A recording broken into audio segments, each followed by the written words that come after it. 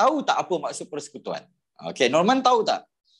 Okey, persekutuan ni maksudnya sebuah negara ataupun mana-mana negara yang terdiri daripada gabungan negeri-negeri.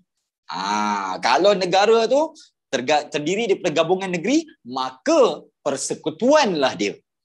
Itu je, ingat. Okey, dia gabung, persekutuanlah. Okey, itu yang pertama.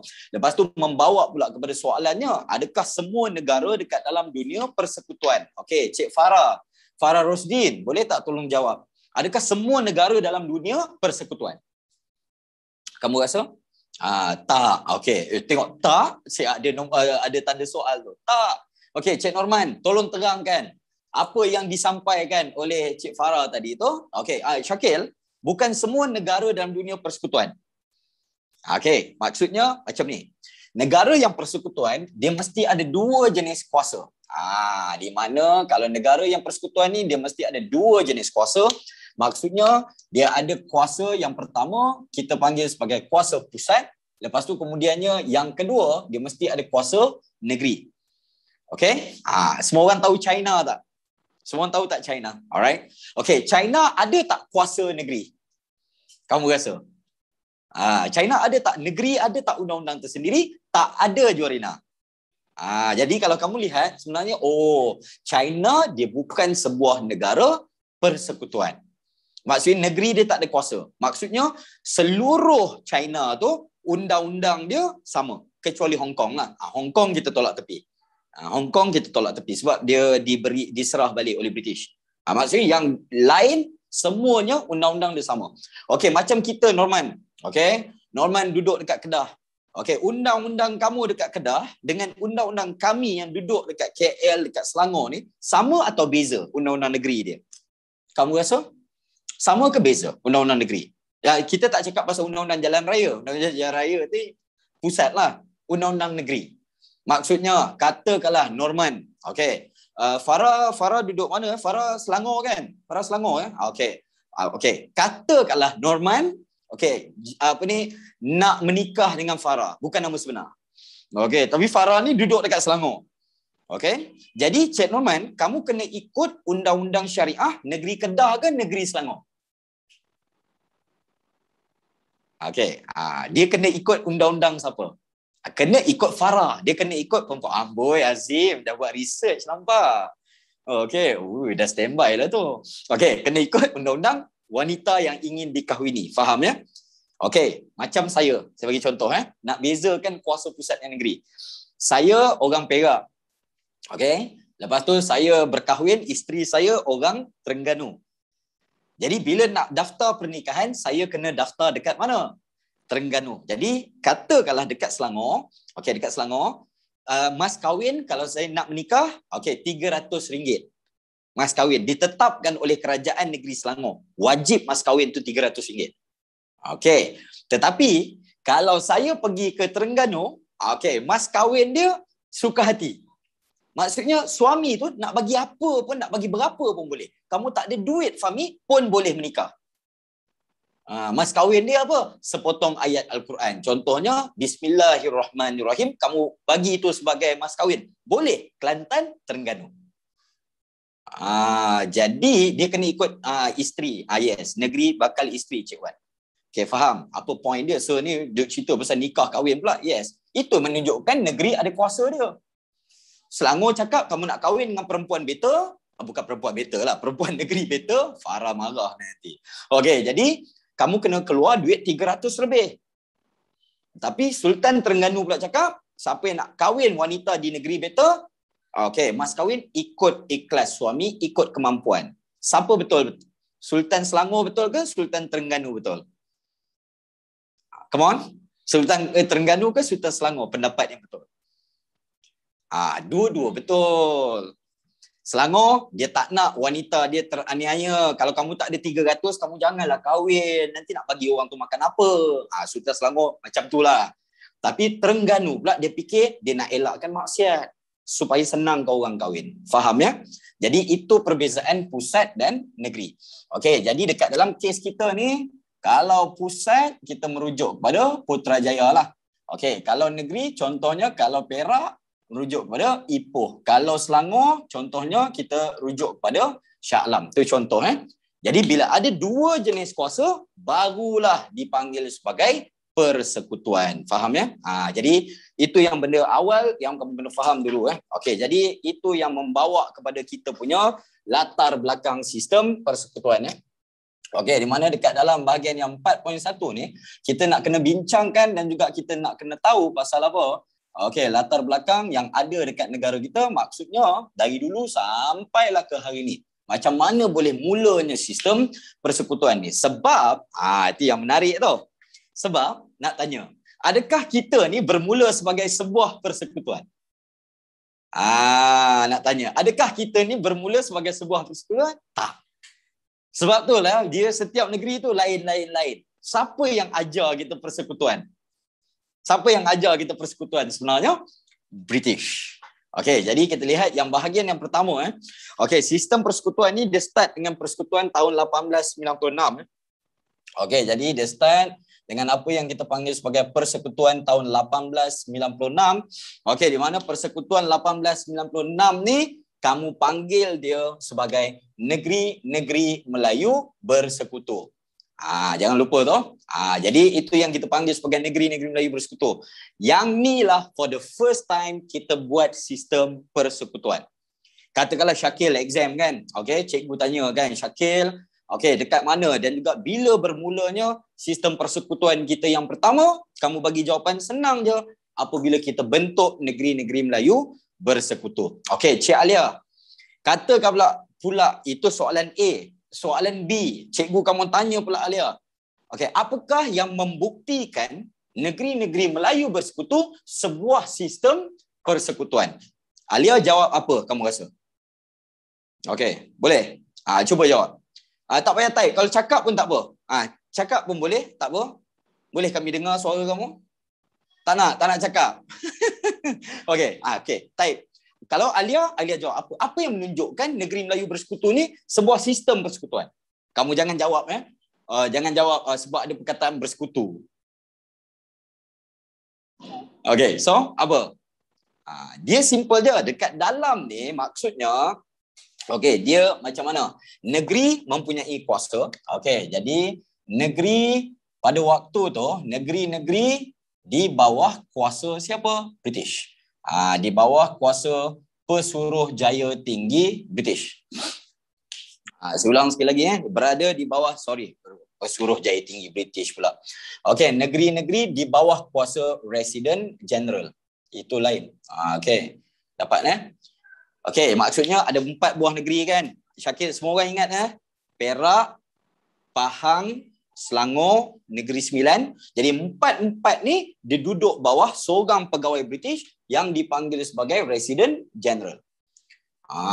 Jadi kamu kena ingat sebelum ni kan tak pernah wujud. Maksudnya sultan-sultan ni tak pernah tahu pun wujudnya sistem persekutuan ni.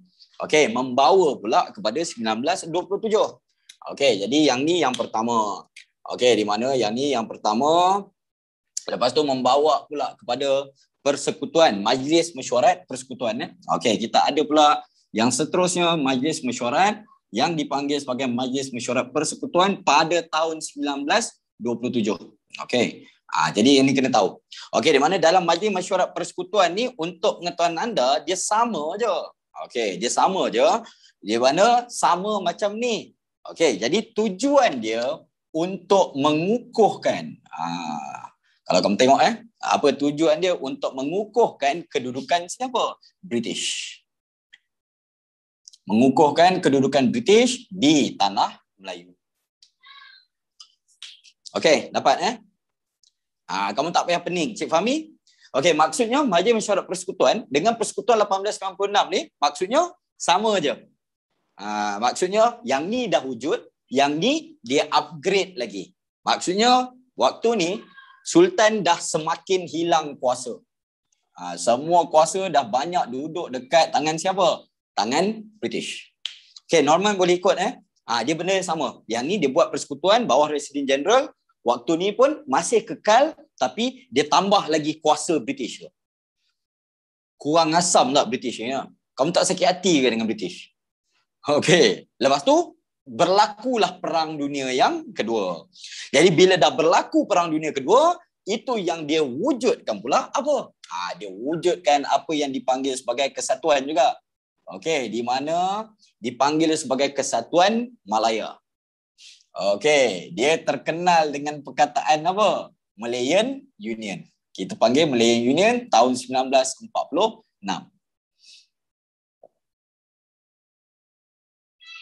Okey.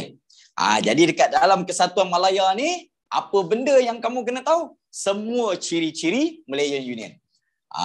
Jadi kamu kena tahu pasal ciri-ciri Malayan Union. Itu je. Okey, jadi kalau kamu nak tahu, simple je. Okey, semuanya duduk dekat bawah siapa? Governor. Semuanya duduk dekat bawah seorang pegawai yang dipanggil sebagai Governor British. Okey, nampak? Yang ni persekutuan 4 buah negeri, yang ni pun sama.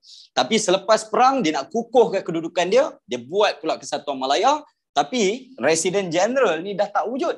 Dia tukar kepada apa? Governor.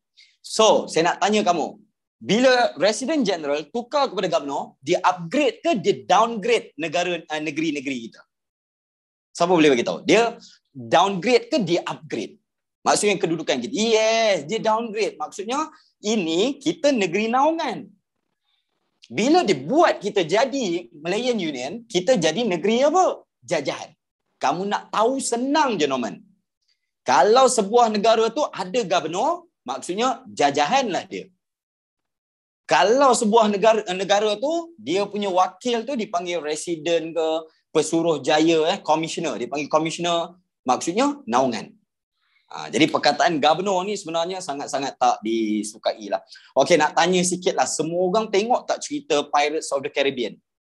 Semua orang tengok tak? Alia Ruwaidah tengok tak Pirates of the Caribbean? Tengok ke tak tengok? Okey, tengok kan? Okey, boleh tak lepas ni tengok balik? Okey, kalau kamu tengok balik tak kisahlah part 1 ke part 2, especially part 1 dengan part 2 lah. Okey, ingat tak ayah kepada apa nama perempuan tu? Heroin dalam cerita tu? Allah, girlfriend pada Orlando Bloom tu. Apa nama watak dia dekat dalam tu? Semua ingat tak? Tak ingat? Apa ni? Barbosa. Allahu Rabbi, Norman Shah.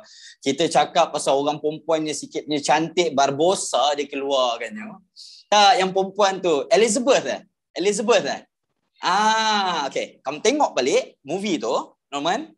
Elizabeth tu bapak dia jawatan apa, Farah? Farah tengok tak? Nanti next time tengok. Bapak dia apa jawatan dia?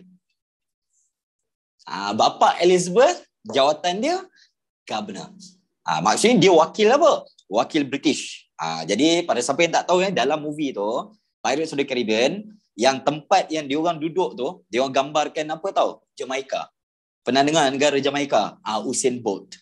Okay, dapat negara yang dijajah tu. Okay, next. Jadi dia governor Jamaica. Okay, next. Lepas tu kemudiannya, okay, kamu kena tahu okay, ciri Malayan Union kan? Ingat tak? Kerakyatan secara apa? Jus soli. Ketua kita panggil apa? Governor.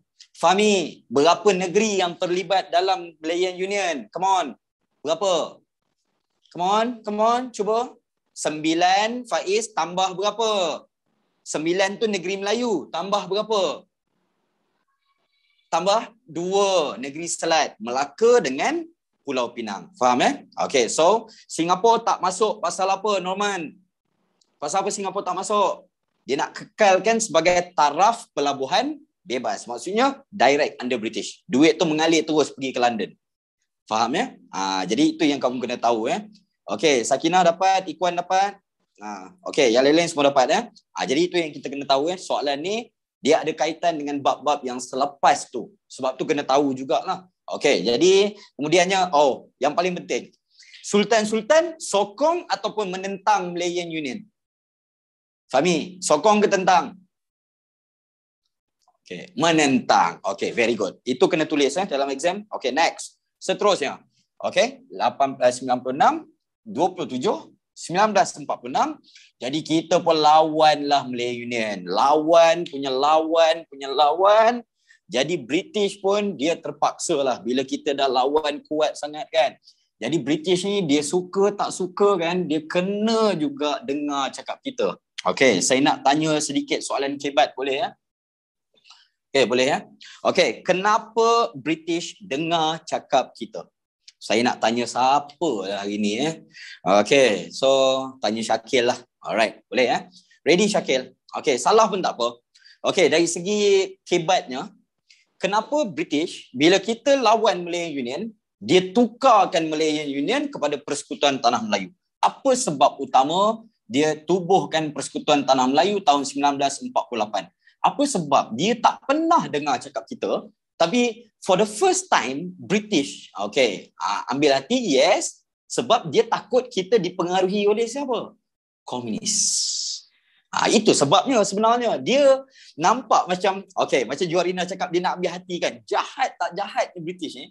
Dia punya kejahatan dia, maksudnya dalam dia buat baik itu, sebenarnya ada niat tak baik. Dia buat baik, tapi dalam tu, dia manipulate keadaan. Betul Juarina. British ingin lawan komunis. Yes, dia tak nak kita sokong komunis. Sebab tu dia perkenalkan ni. Dan perasan tak, Azim? Darurat tahun bila? Tahun yang sama, betul tak? PTM 1948, 15 Februari. Darurat 6 Jun. Maksudnya British dia dah plan tau. Dia nak isytiharkan apa? Darurat. Next. Lepas tu kemudiannya, apa yang kamu kena tahu dekat sini? Kamu kena tahu juga, sama macam Malayan Union, exam dia akan tanya pasal ciri-ciri PTM ni. Yang ni kamu kena tahu pasal ciri-ciri dia. Sama je, Norman, tak payah risau. Malayan Union ada berapa negeri? Malayan Union ada berapa negeri? Come on. Malayan Union ada berapa negeri? Ada 11 negeri, betul? PTM ada berapa negeri? Jawapan dia sama je lah. Sama je. Tetapi apa dia yang beza? Dia dah mula ada ni. Alright, so antara benda yang penting kamu kena tulis dalam exam, dia dah mula ada pemisahan apa? Kuasa. Maksudnya dah ada kuasa pusat, dah kuasa negeri. Faham ya? Jadi ni dah ada pemisahan kuasa. Lepas tu kemudiannya, masa yang sama, benda yang penting, dia dah tak guna perkataan governor. Alright, so governor tu dia dah tukar kepada apa? Pesuruh Jaya Tinggi British. Jadi jawatan governor tu tukarkan kepada Pesuruh Jaya Tinggi British. Nak tanya sekali lagi semua orang. Bila governor tukar kepada Pesuruh Jaya Tinggi British, dia upgrade ke downgrade? Come on. Upgrade. Nampak tak? So sini dia downgrade. Bila kita lawan, dia upgrade balik. Faham ya? Jadi dia upgrade balik. Norman boleh ikut tak? Jadi dalam exam, essay, inilah yang ditanya. Contoh soalan ya. Contoh soalan, jelaskan ataupun huraikan latar belakang sistem persekutuan Malaysia daripada 1896 sehingga pembentukan Malaysia. So apa yang Syakil kena jawab? Inilah yang Syakil kena jawab tau. Maksudnya, bermula pada Persekutuan 1896. Kalau tak ingat tahun, tak payah tulis tahun, Norman. Bermula dengan pembentukan negeri-negeri Melayu bersekutu. Pada waktu itu berlakunya pemusatan kuasa di tangan Residen General British. Diikuti, ataupun tak ingat juga. Kemudiannya, British telah mengukuhkan kedudukan mereka melalui Majlis Mesyuarat Persekutuan. Kamu tulis macam tu je. Selepas Perang Dunia Kedua, untuk mengembalikan kedudukan dan mengukuhkan kembali kedudukan British selepas Perang Dunia Kedua, British memperkenalkan Malayan Union. Teranglah sikit Malayan Union tu apa. Maka diketuai oleh seorang governor. Setelah mendapat penentangan orang tempatan, terutamanya Sultan, Malayan Union ditukar kepada PTM. Itulah cara kamu jawab. Kamu jawab tu 8 markah kan, Norman? Cikgu kamu mengalirkan air mata kegembiraan. Yes, saya pasti. Orang Kedah pun cakap, hebat Pak Ang. Okey, dapat Okey, next. Seterusnya. Okey, apa ni Azim? Kamu perasan tak kita orang Selangor ni, Syakil, kita orang KL ni ada satu kekurangan berbanding negeri lain. Kamu perasan tak? Nah, kita ni tak ada lorat tak? Kita orang Selangor, orang KL ni kita tak ada lorat ni. Kita tak ada dialek. Macam mana ni? Kita patut kena buat sesuatu lah, Azim. Okey, macam Norman mesti dia. Kamu cakap Kedah tak? Kamu cakap lorat Kedah tak? Norman? Lorat ke tak lorat? Ada. Gubalkan bahasa. Jorina. Ikut keadaan. Norman ikut keadaan. Okay, next. Dengan girlfriend cakap Kedah ke cakap biasa? Tengok tu. Dia dah terperangkap dah Azim dengan soalan tu. Okay, next. Seterusnya. Okay, habis tu, jom kita tengok pasal apa. Okay, bila kita dah ni, 1948, itu yang kita tahu yang British ni dah dengar cakap kita. Nampak tak? British dah mula dengar cakap kita. So, apa yang kita buat? Okay, agaknya tok nenek kita kan, dia cakap apa? British, kita push, dia dengar cakap kita. Apa kata kita push sikit lagi? Itu yang kita merdeka tu. Menyebabkan kita bentuklah pula Persekutuan Tanah Melayu tahun 1957. Jadi dekat dalam Persekutuan Tanah Melayu 1957 tu, itulah dia apa dia Alright. So, kita mula wujudkan sebuah kerajaan yang kita panggil sebagai Kerajaan Persekutuan. Jadi ini first time kita telah wujudkan sebuah kerajaan persekutuan. Dapat Okey, dan kemudiannya jangan lupa kita buat apa? Alright, kerajaan persekutuan, dan masa yang sama kita dah mula ada sistem yang dipanggil sebagai sistem raja berperlembagaan. Okey, dapat dan juga kemudiannya sistem raja berperlembagaan tu jangan lupa. Okey, kejap Apa tajuk bab 3? Apa tajuk bab 3? Dua perkataan kan? Raja berperlembagaan. So, satu lagi? Demokrasi berparlimen. Tambah, itulah dia soalannya, jawapannya. Senang banget. Okey, dapat Okey, so senang tak Norman? Sebenarnya nak jawab kan? Jadi kalau kamu faham, kamu ceritakan dia macam ni lah. Maksudnya ikut je flow dia. Okey, dan kemudiannya siapa yang nak join kita? Sabah dan Sarawak kan?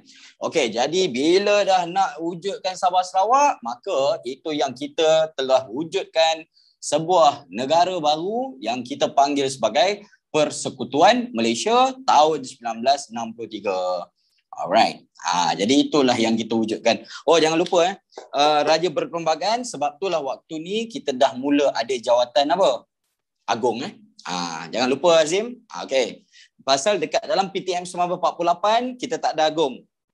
Syakil dapat kita hanya ada agung lepas tahun 1957. Fahmi dapat Okey, next. Seterusnya. Okey, jadi bila kita dah tahu pasal yang tu, itu yang menyebabkan kita pun dekat dalam ni senang je. Okey. Persekutuan Malaysia 1953, simple je. Kamu imagine PTM 1957, imagine macam tu PTM tahun 1957, kemudiannya kita campur dengan siapa? Kita campur dengan Sabah, lepas tu kemudiannya kita campur dengan Sarawak. Okey, yang lain-lain kita kekalkan. Itu je. Yang ni sama je dengan ni. Okey. Jadi soalan exam itulah yang sepatutnya kamu tahu, dan juga itulah yang sepatutnya kita kena tahu, kena tengoklah.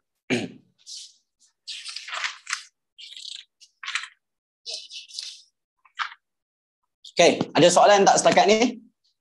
Tak ada soalan, boleh faham Okey, so exam jangan lupa Fahmi Okey, kalau huraikan latar belakang sistem persekutuan, so Persekutuan 1896 sampailah pergi ke Persekutuan Malaysia 1963. Okey, mungkin ada pula yang tanya, Fahmi cakap, okey sir, saya ada part yang terlupa.